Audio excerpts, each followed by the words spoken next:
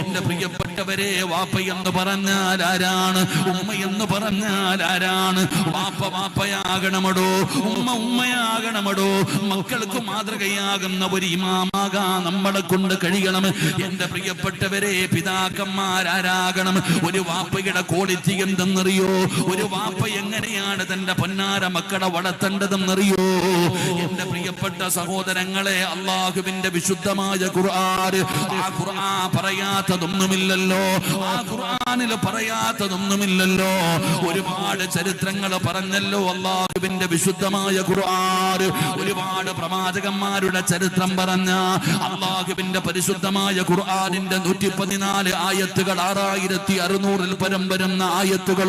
ആ സൂറത്തുകളിലും ആയത്തുകളിലൂടെ ഞാനും നിങ്ങളും ഒന്ന് കണ്ണോടിച്ചു നോക്കിയാൽ അല്ലാഹു സുബ്ഹാനഹു വ തആല ഒരുപാട് ചരിത്രങ്ങൾ പറയുന്നുണ്ട്. ആ ചരിത്രങ്ങൾ പറഞ്ഞിട്ട് അല്ലാഹു ഒരു ചരിത്രം പറയും. ഒരു പ്രവാചകന്റെ ചരിത്രം അല്ലാഹു പറയുകയാണ്. ഒരു പ്രവാചകന്റെ ചരിത്രം അല്ലാഹു പറയുകയാ. എന്നിട്ട് അല്ലാഹു തന്നെ പറയുന്നു, അഹ്സനുൽ ഖസസ്, ഏറ്റവും മനോഹരമായ ഒരു ചരിത്രം അല്ലാഹു പറയുകയാണ്.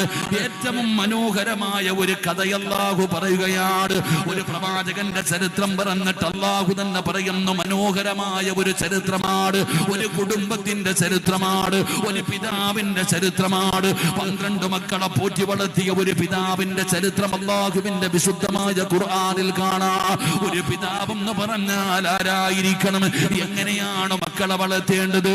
ഖുർആൻ പറയാത്തതൊന്നുമില്ലടോ. ഒരു പിതാവെന്ന് പറഞ്ഞാൽ എങ്ങനെയായിരിക്കണം? ഒരു മാതാവെന്ന് പറഞ്ഞാൽ എങ്ങനെയായിരിക്കണം? ഒരു വീട് ഭരിക്കേണ്ടത്, ഒരു വീട് എങ്ങനെയാണ് ഒരു വീട് പരിപാലിക്കേണ്ടത്?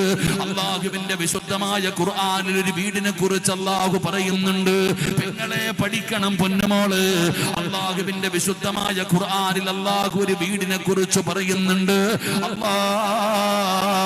അതൊരു പ്രവാചകന്റെ വീടിനെ കുറിച്ചല്ല പറയുന്നത്.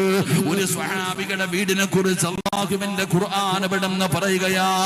അതുകൊണ്ട് പടച്ചവനെ, ഏറ്റവും മനോഹരമായ ചരിത്രമെന്ന് അള്ളാഹു പരിചയപ്പെടുത്തിയ ആ ചരിത്രത്തിലൂടെ നമുക്കൊന്ന് സഞ്ചരിച്ചു നോക്കാം. എന്താണ് ആ ചരിത്രത്തിന്റെ പ്രത്യേകത? എന്താണ്? 12 മക്കളെ പോറ്റി വളർത്തി യാക്കൂബ് എന്ന് പറയുന്ന പിതാവിന്റെ ചരിത്രം പഠിക്കടോ. സാധാരണ ഒരു പിതാവല്ല യാക്കൂബ് നബി അലൈഹിസ്സലാം. 12 മക്കളെ വളർത്തിയ പിതാവാണ്. ആ പിതാവിന്റെ തലമുറകൾക്ക് പോലും വല്ലാത്ത ക്വാളിറ്റിയാണ്.